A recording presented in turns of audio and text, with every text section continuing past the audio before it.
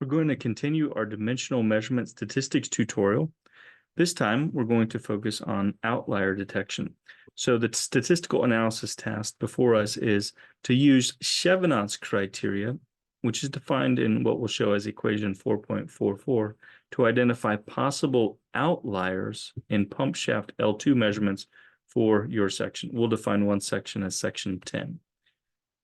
So what is Chevanot's criteria? Well, it's a type of outlier detection that uses a simple rationale to establish a criterion for what is essentially a low probability data point. And when that low probability is identified, it is considered an outlier.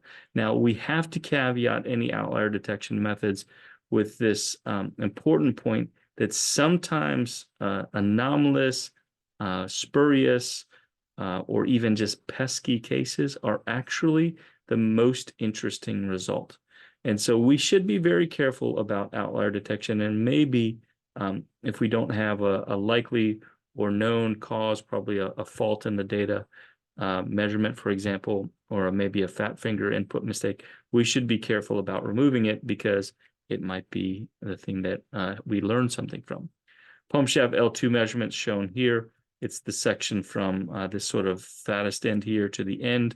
It's a difficult measurement, a step face measurement with vernier calipers, and it's 52 millimeters, but we do expect some natural variation in that.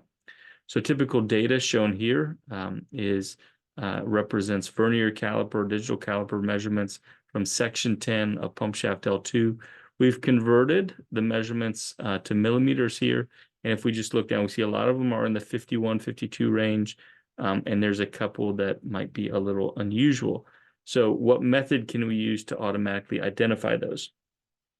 So the rationale behind Chevanot's criterion is to find probability bands centered on the mean that have essentially a threshold for defining what is a low probability versus a high probability area.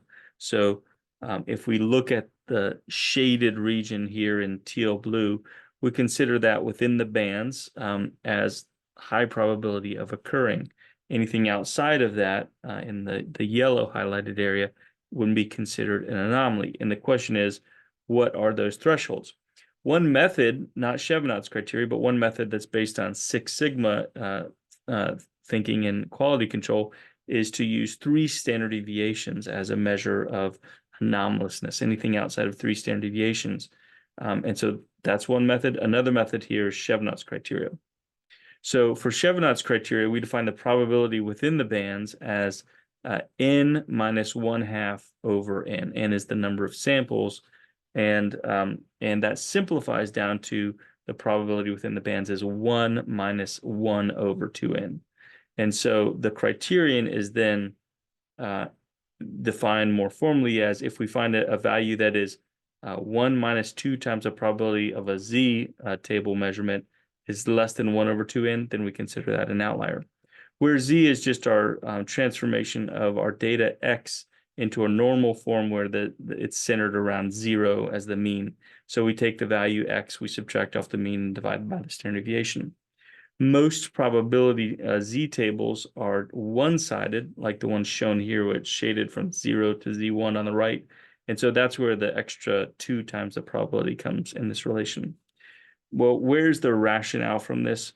One way to think about the rationale is to actually think about each of our data points as filling up this normal curve by stacking up, much like you'd see kind of a histogram within there. Now, if we had one data point outside of each of the tails, that would be 2 out of the total n number of samples that would be anomalous.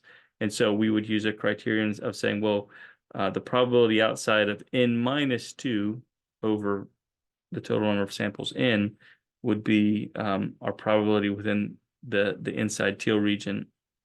Now, Chevanot's criterion is even more extreme or more conservative in that it's looking for just one single sample. That's the most extreme sample with the lowest probability sample for occurring.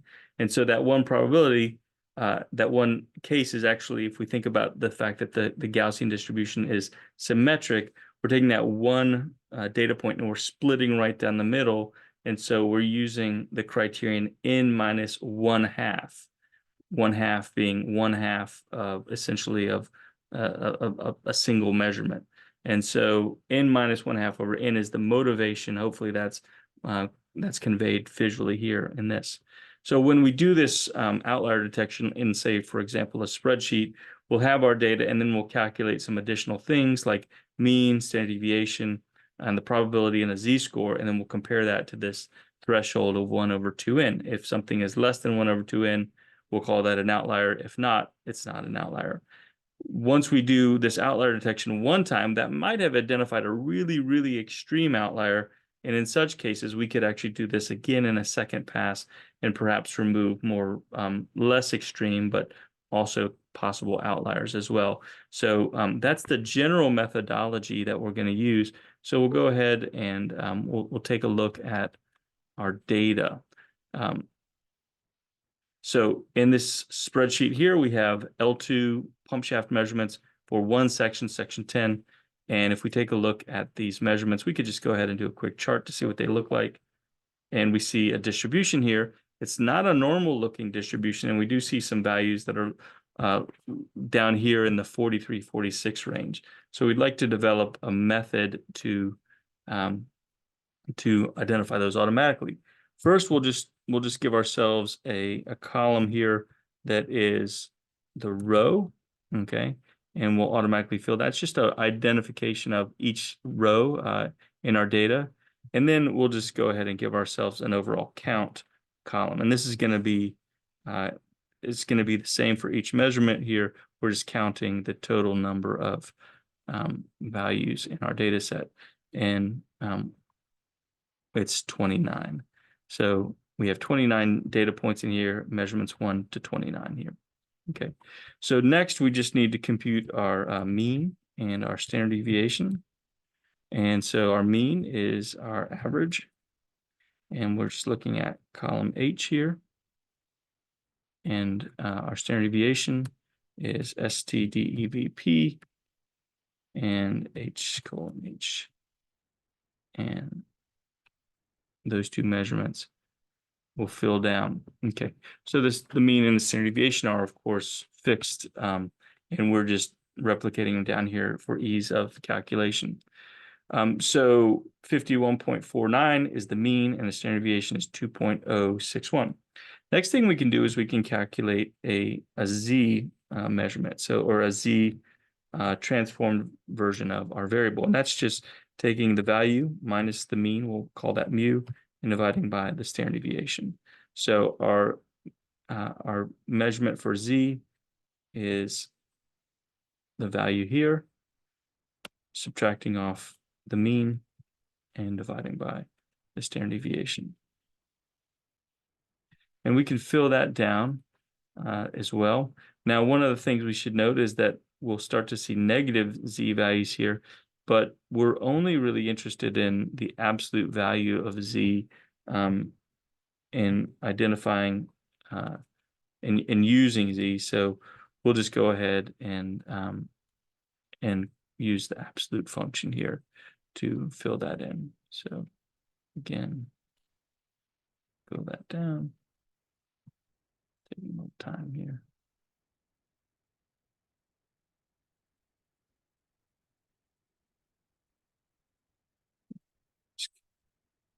Control D, null positive. Now, if we look at the z value, this can be our basic measure of outlier detection. What's 1 standard deviation, 2, 3 standard deviations away? We do see some values that look extreme here with more than 3 standard deviations from the mean. But we really want to use a z table essentially to identify the probability, assuming a Gaussian distribution using this. So we could go ahead and give ourselves P of z.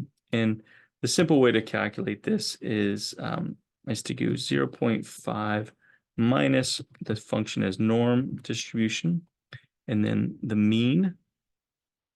Actually, first we put the measured value x, and then the mean, standard deviation, and this requires a parameter call that we'll set to true, and that's our probability for a given measurement. Now, note again, sign is magnitude is what matters here. Probabilities are always positive from 0 to 1, and this is because of using this function and the way we're using it. We really just need to put absolute value here to get the actual positive probability of these measurements occurring. And so we'll just Control D. Now we have our probabilities. Okay. So Chevanot's criteria was that we have to compare 1 minus 2 times P sub Z. And we're going to compare that to see if it's less than, we'll put a question mark here, to 1 divided by 2n. Okay. So here we'll just take this value and say this is 1 minus 2 times this probability. And we can fill that in. And then 1 over 2n, 1 divided by 2 divided by n, which is going to be a constant threshold for each of these cases. So what we're looking for is cases where, we'll fill that all in, where this number here is less than this number here. And that would be considered an outlier. So we'll just clean this up a little bit, and then we'll go ahead and put in here a conditional if statement. So if this guy is less than this guy, then we'll call that an outlier. And else we'll just keep it like that. And so we'll fill this in. And what we actually see down here is measurement 21 and 24 indeed fall outside of our threshold because this value is 0.0003 and that's less than 0.012, which agrees with our 3 standard deviation rule as well. Okay, so that's the basics of how to do Chevanot's criteria outlier detection. And so this methodology can be used for your data for any data set. Now, one point to make here is that if we take this guy and we let's duplicate it, this table. So we'll call this our second pass. Rename. Second stage pump shaft outliers. Now, if we've identified these guys as outliers and we remove them from our data, if we have all of our statistical analysis set up correctly, this is also going to change this threshold and change each of these probabilities. And so we can again go through and see the original outliers are still outliers, but there's this one right here that is closer to being an outlier, and it's not an outlier. It's still greater than 0.0185 for this data. So if this measurement was a little farther out, let's say if it was 50 instead of 51.6, we would see that as an outlier. Even if it were 50.5, it's still an outlier. 51, it's still an outlier. So those values changing that, we can see how the threshold varies for different measurements. So that's the basics of outlier detection. It would be nice if we went ahead and looked at our data and saw with those removed if the distribution looks any better. And Google Sheets isn't very good at making histogram charts. So we'll see if we can't get the histogram to look a little better. And maybe let's use this setting here and automatic buckets. And so with 1% outlier percentile removal using the histogram function in Google Sheets, we do see that our data now looks a little bit more like a Gaussian curve. If we slice this up into smaller intervals, we'd probably see closer to a bell curve. So that's the basics of outlier detection in using Chevanot's criteria in using our dimensional metrology tutorial data.